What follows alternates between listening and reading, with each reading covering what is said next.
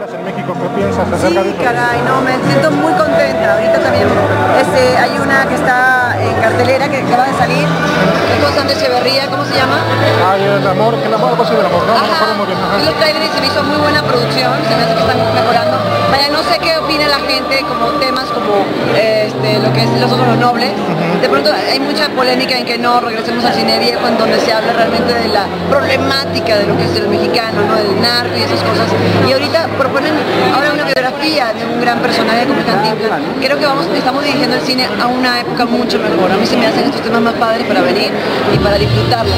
Sobre todo que le están poniendo mucha atención a lo que es el audio, a la edición, a toda la continuidad, ¿no? Porque sí, México empezó a hacer un buen cine, pero le faltaba esa continuidad, ¿no? Ese buen ejercicio.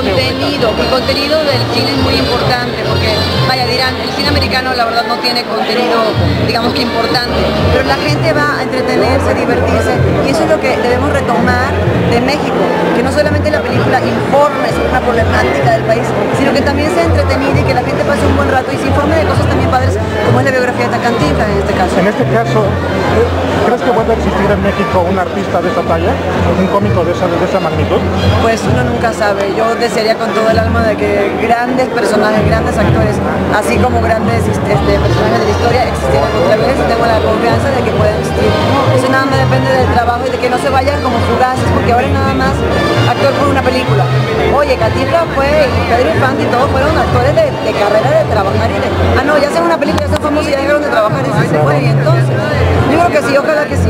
Perfecto, muchas gracias. Gracias a ti.